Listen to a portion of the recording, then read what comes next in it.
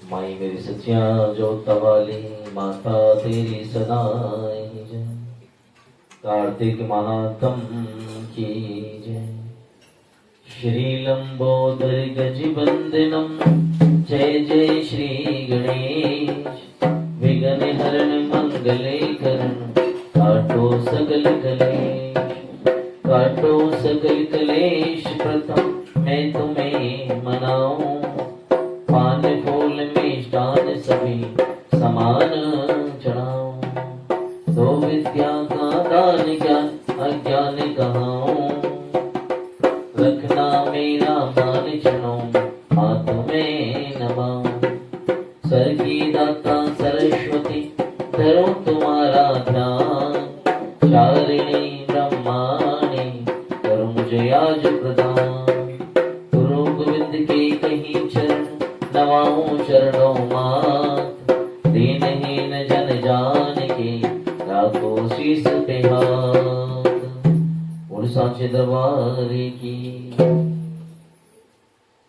कल हमने कार्तिक मातम का शिष्टम अध्याय समर्पण किया। सप्तम अध्याय के अंदर कथा सुनाते हैं आगे कि ये कथा सुनकर समस्त ऋषि और मुनियों ने सूंजी से पूछा, हे सूंजी महाराज, आप कृपा करके कार्तिक मास और तुलसी के महात्म का वर्णन कीजिए। तब श्री सूंजी बोले कि हे ऋषियों, आपने जो प्रश्न मुझसे किया है वही प्रश्न राजा पृथु ने नारद जी से किया था, और जो उत्तर नारद जी ने दिया सो मैं आज तुमको सुनाता हूँ। एक दिन राजा पृथु ने नारद जी से कहा कि हे देव ऋषि, श्री भगवान को तुलसी इतनी प्रिय क्यों है? आप कृपा करके इसके महात्म सुना दीजिए। राजा पृथु की बात सुनकर देव ऋषि नारद बोले कि एक समय देवराज इंद्र बहुत से देवता और अप्सराओं सहित देवों के देव श्री महादेव जी के दर्शन को कैलाश पर्वत पर गए, और जब वे सब कैलाश पर्वत पर पहुंचे तो वहां उन्होंने बड़ा भारी आकार और भयंकर नेत्र वाले पुरुष को देखा। तब इंद्र ने उससे पूछा कि तू कौन है और शिव जी कहाँ पे हैं? इंद्र के कई बार पूछने पर भी उसने कोई उत्तर ना दिया।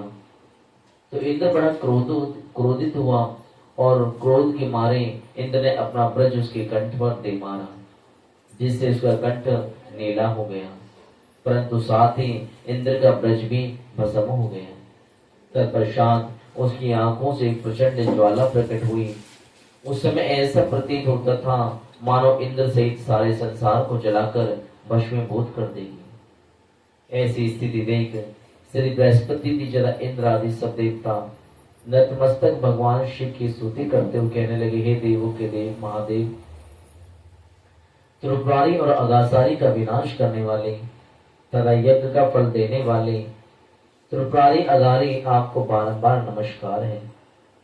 हे सुर मुनियों की रक्षा करने वाले आपको नतमस्तक प्रणाम है। श्री नारद जी ने कहा कि हे राजा पृथु, इस प्रकार देवताओं की स्तुति सुनकर श्री महादेव जी समस्त ब्रह्मांड को भस्म करने वाली अग्नि को शांत कर दिया और बोले कि हे देवताओं, मैं तुम्हारी स्तुति सुनकर अत्यंत प्रसन्न हूँ, सो तुम वरदान मांगो। तब समस्त देवताओं से बृहस्पति जी ने क्षमा याचना मांगी और कहा कि हे देवों के देव, जो इंद्र से अपराध हुआ है उसके लिए क्षमा प्रदान कीजिए। श्री बृहस्पति की स्तुति सुनकर देवादिदेव श्री महादेव ने कहा कि मैं इंद्र का अपराध क्षमा किया और जीवन दान दिया। हे बृहस्पति जी, आज से तुम्हारा नाम भी अमर होगा। तब श्री बृहस्पति जी बोले, हे भगवान, यदि आप हम सब पर प्रसन्न हैं तो देवराज की रक्षा कीजिए और सारे ब्रह्मांड को भस्म करने वाली अग्नि जो आपके तेज से उत्पन्न हुई है उसे शीघ्र शांत कीजिए। तब भगवान शंकर ने कहा कि नेत्रों से निकला हुआ ज्वाला रूपी तेज अब वापस कैसे हो सकता है, अतः अब हम इसे कहीं दूर फेंकते हैं। ऐसा कहकर भगवान भूतेश्वर ने उस अग्नि को समुद्र में फेंक दिया। सो वह अग्नि गंगा के संगम श्री गंगा सागर में जाके गिरी और बालक रूप करके रोने लगी। उसके रोने की आवाज से पृथ्वी कंपमान हो गई तथा सप्तद्वीप पहले हो गई। ऐसा आश्चर्य देखकर और समुद्र की गोद में बालक को रोते देख ब्रह्मा जी आश्चर्य से पूछने लगे, यह बालक किसका है? समुद्र देवता बड़े आदर से उस बालक को उठा करके ब्रह्मा जी की गोद में दे दिया और कहा कि यह मेरा पुत्र है जो गंगा से उत्पन्न हुआ है, अब आप इसका जात कर्म संस्कार कीजिए। फिर उस बालक ने श्री ब्रह्मा जी की दाढ़ी पकड़कर बड़े जोर से मरोड़ी, जिससे मरोड़ने से ब्रह्मा जी के नेत्रों में आंसू भर आए। तब किसी प्रकार से ज्यों त्यों करके अपनी दाढ़ी छुटाकर कहने लगे कि इसने हमारी आंखों से जल निकाला है, इसलिए इसका नाम जालंधर होगा और यह भगवान शिव के अतिरिक्त और संसार में किसी के भी हाथों से नहीं मरेगा। इसका कारण यह है कि यह भगवान शिव के अंश से उत्पन्न हुआ है। यह सुनते ही वह युवा हो गया। तब ब्रह्मा जी ने शुक्राचार्य को बुलाकर उसका राज्याभिषेक करा और ब्रह्मा जी अंतर्ध्यान हो गए। तब सिंधुराज ने कालनेमी की पुत्री विंध्या के साथ जालंधर का विवाह कर दिया। विंध्या अत्यंत सुंदरी थी और सारे ब्रह्मांड में प्रथम स्त्री सती और पतिव्रता थी। परम सुंदर पत्नी पाकर जालंधर बड़ा प्रसन्न था, अतः आनंद से दिन व्यतीत करने लगा।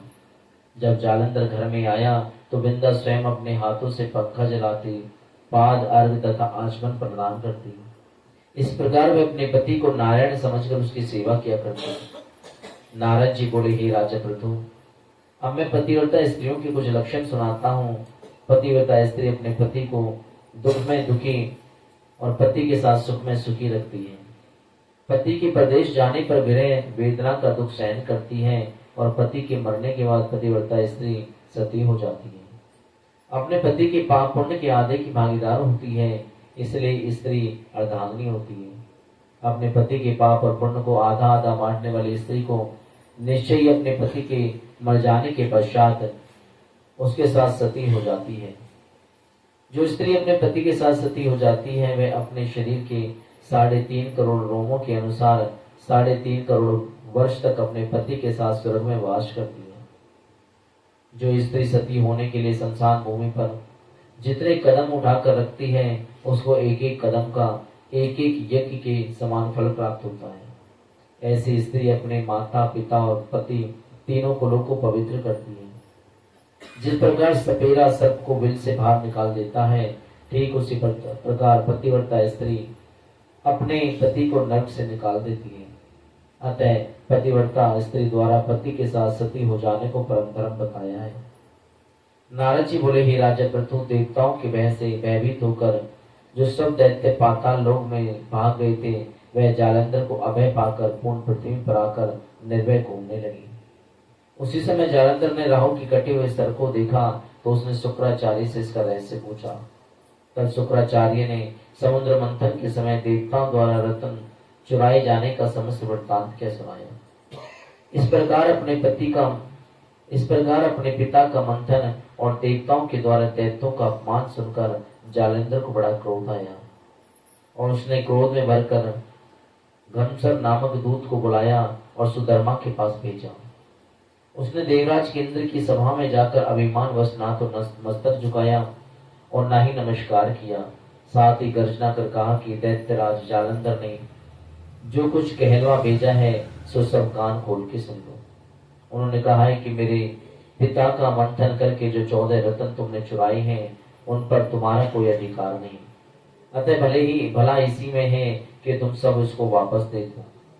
दूध के अभिमान पूर्ण शब्द सुनकर के इंद्र भयभीत हो गया और विस्मय के साथ बोला कि समुद्र देव हमेशा शत्रु दैत्यों की रक्षा करते हैं, इसलिए हमने उसको मत करके जो रतन लिए हैं उन पर दैत्यों का कोई अधिकार नहीं। दूत ने देवराज के ऐसे वचन सुनकर वापस लौटकर जालंधर को जाकर उत्तर सुना दिया, जिसको सुनकर जालंधर को बड़ा क्रोध आया और देवताओं को जीतने का उपाय सोचने लगा। उसने सभी दिशाओं में अपने दूत भेजकर पाताल तक संदेश देकर समस्त दैत्यों को बुला लिया और सुम निशुम को दैत्य दल का सेनापति बना दिया। उन्होंने दैत्य दल सहित नंदन वन में जाकर इंद्र की अमरापुरी को चारों ओर से घेर लिया। तब इंद्र देवराज की आज्ञा से देवता भी युद्ध के लिए तैयार हो गई। अनेक प्रकार के शस्त्रों से दैत्यों और देवताओं में युद्ध प्रारंभ हो गया। दोनों पक्ष एक दूसरे को मार मार कर गिराने लगे। सब और शोणित खून की धारा बहने लगी। मरकर गिरे हुए हाथी घोड़ों से पृथ्वी भर गई। जो दैत्य समर भूमि में जान से मारे गए थे उन्हें शुक्राचार्य अपनी संजीवनी विद्या से जीवित करने लगे। उधर श्री देवगुरु बृहस्पति द्रोणाचल पर्वत की जड़ी बूटियां के प्रयोग से देवताओं को जिंदा करने लगे। जब देवराज बृहस्पति द्वारा जड़ी बूटियों के प्रयोग से देवताओं को जीवित करने का समाचार दैत्यराज जालंधर ने सुना तो उसने समस्त बलशाली दैत्यों को एकत्रित करके आज्ञा दी कि द्रोणाचल पर्वत उठाकर समुद्र में फेंक दो। जालंधर की आज्ञा पाकर ही दैत्यों ने द्रोणाचल पर्वत को उठाकर समुद्र में फेंक दिया और इसके बाद घोर युद्ध प्रारंभ हो गया। जब युद्ध में अनेक देवता मारे गए और गुरु बृहस्पति जी की संजीवनी बूटी लेने द्रोणाचल पर्वत कर गए तो वहां पर्वत ना पाकर देवताओं का संहार देख घबरा गई और व्याकुल होकर देवताओं से बोले कि तुम शीघ्र यहाँ से भागो, क्योंकि ये दैत्य जालंधर के अंश से उत्पन्न हुआ है। क्योंकि दैत्य जालंधर शिव के अंश से उत्पन्न हुआ है, इसलिए तुम्हारे हाथों से नहीं मरेगा। श्री गुरु बृहस्पति की ये बात सुनकर के सब देवता घबरा गए और भयभीत होकर भागने लगे। जब समस्त देवता दसों दिशाओं में भागकर छिपने लगे तब दैत्यराज जालंधर ने जीत के नगाड़े बजाते हुए अमरापुरी नगरी में प्रवेश किया। सब देवता भयभीत होकर सुमेरु पर्वत की कंदराओं में जा छिपे। देवताओं के भाग जाने पर इंद्र की राजधानी अमरापुरी सुम निशुम के अधिकार में सौंपकर जालंधर लापता देवताओं का पीछा करने सुमेरु पर्वत की ओर चल दिए। इंद्र आदि सब देवता और दैत्य राज जालंधर को अपने आते हुए देख करके भगवान विष्णु की स्तुति करने लगे। नतमस्तक विनम्र भाव से बोले कि हे मत्स्य कच्छ आदि अनेक रूप धारण करके अपने भक्तों के दुखों को मिटाने वाले, हे सारी सृष्टि का पालन संहार करने वाले, शंख चक्र गदा पद्म को धारण करने वाले, हे प्रभु आपको बारंबार नमस्कार है। हे लक्ष्मी रमण दैत्यों का नाश करने वाले, हे पीताम्बर धारी शरणागतों के रक्षक आपको नतमस्तक प्रणाम है। जालंधर नामक दैत्य से पीड़ित समस्त संतापों को हरने वाले, चंद्र सूर्य दो नेत्र वाले आपको नमस्कार है। नारद जी बोले, हे राजा प्रभु, कोई भगवान की संकट नाश की स्तुति को पढ़ता है उसके समस्त संकट नाश हो जाते हैं। सो हे राजा प्रभु, भगवान विष्णु देवताओं की स्तुति सुनकर के और उनके महादुखों को देखकर के शीघ्र उठकर गरुड़ पर सवार होकर जाने लगी। महालक्ष्मी ने पूछा कि प्रभु आप कहाँ जा रहे हैं? तब भगवान विष्णु ने उत्तर दिया कि तुम्हारे भाई जालंधर के भय से देवताओं को भय मुक्त करने, देवताओं की सहायता के लिए जा रहा हूँ। प्रभु की बात सुनकर माँ लक्ष्मी बोली, हे भगवान, मैं आपकी परम प्रिया हूँ, फिर आप मेरे भाई को कैसे मारोगे? तब भगवान ने कहा, संकट से उत्पन्न और ब्रह्मा के वचन से के कारण हम जालंधर को कदापि नहीं मारेंगे। लक्ष्मी को यूं समझाकर शंख चक्र और घटक लेकर जालंधर से युद्ध करने के लिए चल दी। जिस समय भगवान युद्ध करने को युद्ध भूमि में पहुंचे तो बहुत से दैत्य गरुड़ के पंखों के वेग से ही मारे गए। पवन से पीड़ित दैत्यों को देख करके जब जालंधर को अत्यंत क्रोध आया तब वह भगवान विष्णु के सम्मुख युद्ध करने आई। उस समय जालंधर और भगवान विष्णु में घोर युद्ध हुआ। उस समय बाणों से आकाश ढक गया। भगवान विष्णु ने जालंधर के रथ का ध्वज, छत्र, वाण सारे काट डाले। रथ के सब घोड़ों को मार डाला। यह देखकर जालंधर ने गरुड़ के मस्तक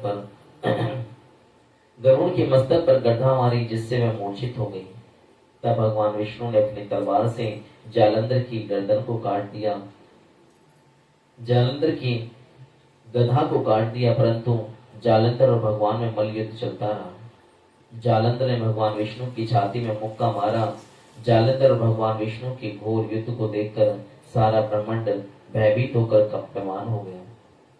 तब भगवान विष्णु कहने लगे, हे दैत्यराज, तुम्हारा हमारा युद्ध ठीक नहीं, क्योंकि तुम लक्ष्मी के भाई हो।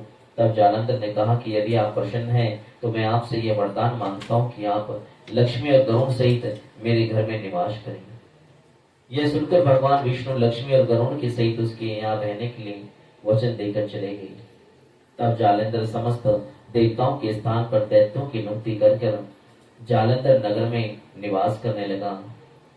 देवताओं, गंधर्व, किन्नर आदि पर जितने रतन थे सब छीन कर उसने अपने अधिकार में कर दिए। निशुंभ को शासन करने के लिए पाताल भेज दिया और वहां पहुंचकर निशुंभ ने शेष नाग आदि को वश में कर लिया।